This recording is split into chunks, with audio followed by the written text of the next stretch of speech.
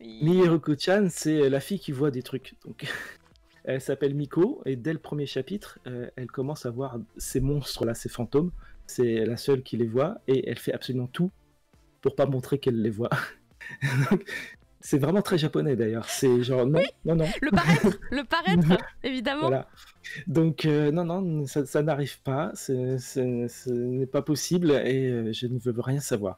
Donc tout ce premier chapitre se passe sur ses premières journées à voir des monstres comme ça, donc elle n'a pas trop le temps de réagir et elle se retrouve dans des situations absolument impossibles où bah, il faut qu'elle passe à côté, il faut qu'elle passe à travers, qu'elle est entourée de ces monstres et elle sait pas quoi faire. Et l'humour noir de ce truc est fantastique parce que c'est le plus cruel que j'ai jamais vu dans aucun manga. Elle est vraiment terrorisée. C'est-à-dire qu'elle est vraiment hyper flippée, quoi. Elle chiale sur place et c'est très drôle, mais c'est horrible. Donc, ça se développe comme ça. Il y a quelques trucs à savoir. Par exemple, que ça va l'aider des fois, vu qu'elle voit un peu la personnalité Des gens. des gens par rapport aux fantômes qui les entourent. Mais on ne sait pas exactement comment elle va s'en sortir, comment elle va se protéger. Elle essaye, mais elle n'y arrive pas. Et c'est vraiment horrible. Et même ça fait flipper. C'est vraiment un truc d'horreur qui est à la Ring, tu vois, un truc qui fait pas forcément peur sur le coup, mais après tu y repenses et quand tu dois aller aux toilettes la nuit, un truc comme ça. Il vient de dire Ring, ça fait pas peur sur le coup. J'ai entendu, il a dit ça. J'ai pas rêvé. C'était fou, toi. Bien sûr que ça fait peur sur le coup. Ça fait moins peur que c'est pas des jumpscares, il n'y a pas un ou deux, tu vois. C'est pas l'horreur américaine T'en as pas qui te dans fait Ring. sursauter. Alors dans le Ring, ouais, dans le Ring américain, t'en as un peu. Dans le Ring Ouais. Blue, t'en avais pas. C'est plus insidieux l'horreur Ouais. japonaise. Sur le moment tu fais ah ouais, ok, puis après. Mais j'ai peur tout le temps. J'ai peur tout le temps. Mais en tout cas, c'est que ça reste pendant des années, drôle, tu vois. Et là, c'est vraiment, bah, c'est sa vie de tous les jours, mais elle est vraiment, elle a peur, quoi. C'est triste pour elle. Tu as envie peut-être que ça s'améliore, mais en fait, tout le ressort du truc, c'est que ça s'améliore pas. Donc, tu peux rien faire pour elle, mais tu rigoles quand même. Et en plus, il y a un dernier chapitre qui te met une baffe énorme. Je m'y attendais pas du tout. Ouais, tu vois, genre, t'es comme ça, t'es fait.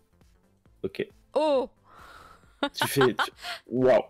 C'est la grosse baffe, quoi. Le dernier chapitre, il est d'une violence inouïe. Et donc, je sais pas ce que ça va donner pour la suite. Je sais pas comment ça va se renouveler, mais rien que le premier tome, en fait, il est indispensable pour moi. Du coup, je suis en train de me demander, mais du coup, en combien de tomes ça peut être prévu? Parce que j'allais te demander justement, il y a un fil rouge quand même dans ce délire ou... Mais du coup, t'as répondu quoi? Si ça se développe, tu vois, bah ça change de ton, donc ça risque de se dénaturer. Au Japon, il y a déjà 8 volumes, hein, je crois. Oh, ouais. 8 volumes. Ouais. Ah ouais. Ça, en fait, c'est ça qui me fait peur, moi, pour l'instant. C'est que je trouve le pitch super cool. J'ai feuilleté et je trouvais ça assez intéressant, mais je me dis, bah, c'est un truc pour 2-3 volumes et je me demande comment tu tiens ça sur je me pose la même question, tomes. Quoi, parce je suis que vraiment c'est un running gag ça. rigolo, mais déjà à la moitié du tome 1, je me disais, ouais, c'est rigolo, mais c'est un peu toujours le même gag. Après, effectivement, les têtes qu'elle tire sont fabuleuses et le ratio entre sa tronche à peu près normale et les monstres ultra glauques qui dessinent font bien le taf, quoi. Et lis le dernier chapitre, tu verras que... Bah, je l'ai pas lu encore. C'est changement de ton. Ah, d'accord, changement de ton, très bien. Mais de toute façon, je sais que tu me harcèles là pour que je le lise et il faut que je le lise. Il est dans ma palle. J'ai tellement de trucs dans ma palle, c'est insane.